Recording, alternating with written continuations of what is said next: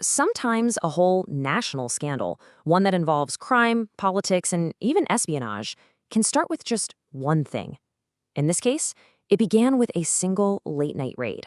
But what it uncovered was a story so wild, it gripped an entire nation. So how did a raid on a gambling operation spiral into an international incident? Well, let's get into it. Picture this. It's the night of March 12th, 2024. An urgent command just crackles over the radio. A massive police operation is already going sideways. The targets, the masterminds of a huge criminal compound, are literally slipping through their fingers. And that one command? It set off a chain reaction that would shake the country to its core. So what are we really talking about here? It all boils down to three things, really. It kicks off with that chaotic midnight raid.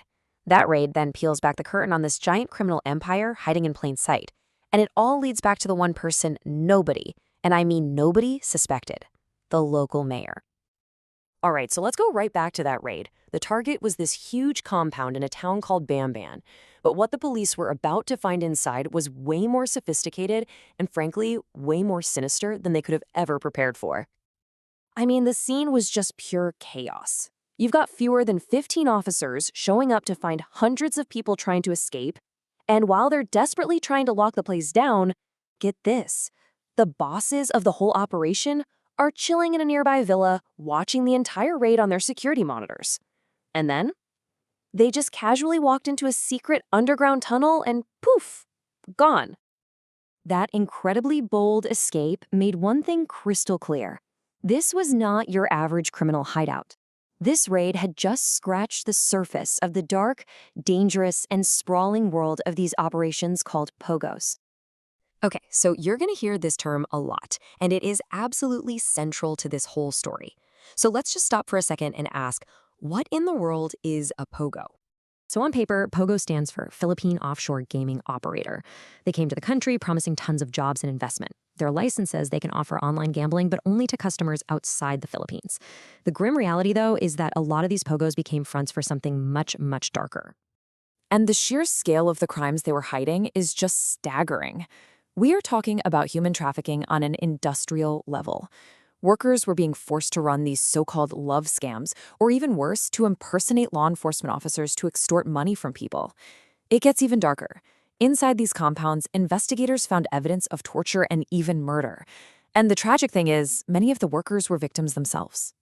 So, the investigators had their crime scene. But the biggest bombshell, the twist that turned this whole thing on its head, was still to come. Turns out, the key to this entire criminal enterprise wasn't some shadowy crime lord. It was the town's own mayor. And this right here became the million-dollar question.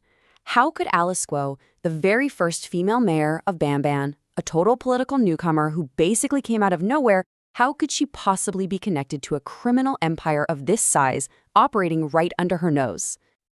And the clue that unraveled this whole insane conspiracy, you're not going to believe it, was almost ridiculously simple.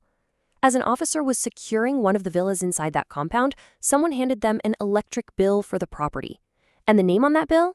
Mayor Alice Guo. One of the investigators described that moment just perfectly. He said that simple piece of paper was the ding moment. The light bulb just went off. And suddenly, this wasn't just another POGO raid. Oh no, this was a political bombshell. A Pandora's box had just been thrown wide open. With that one clue, investigators and Senate committees started pulling on the thread of who Alice Guo really was. And the more they dug, the more her entire life story just completely started to fall apart. And boy, did it unravel fast. In May, Senate hearings exposed all these huge, glaring holes in her life story. By June, they found that her supposed parents? No marriage certificate, no birth certificates.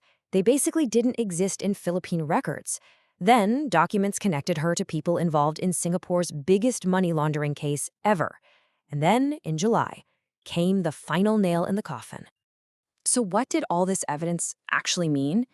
Well, it meant the public persona of Alice Guo was a complete fabrication, a total lie. The humble farmer's daughter from a small town? The truth, confirmed by the National Bureau of Investigation, was that her fingerprints matched a Chinese national named Guo Huiping, who had entered the country back in 2003 when she was just 13 years old. Her entire identity was fake. And behind that lie, a river of cash. Investigators discovered that over $200 million had flowed through bank accounts linked to her and her associates, and a huge chunk of that was funneled straight back to China. And with that, the case took its most terrifying turn yet. This wasn't just about crime anymore. No, this was about national security. Had a spy actually managed to infiltrate the Philippine government? Faced with total exposure, Guo Hoping did what you'd expect. She ran. After skipping a third Senate hearing, she fled the country. This prompted the president of the Philippines himself to order a nationwide manhunt.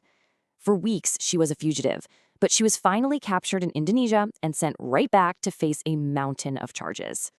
Now, while she has denied being a spy, the national security angle was just impossible to ignore.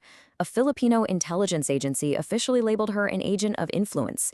At a time of rising tensions in the region, the thought of a foreign agent inside the political system, well, it set off every alarm bell at the highest level. The shockwaves from the Alice Guo scandal were swift and decisive. Her case really was the final straw. It exposed the deep-seated corruption and security risks that had been festering for years, and it prompted the president to declare a complete nationwide ban on all POGO operations, period. So, Guo Hoping was caught. Her network was dismantled, but the damage was done. Her case revealed this terrifying vulnerability right in the heart of the system. It proved that a foreign national with a fake identity and a mountain of cash could potentially buy their way into power. And that leaves us with one really chilling final question. If she could do it, how many others are still out there?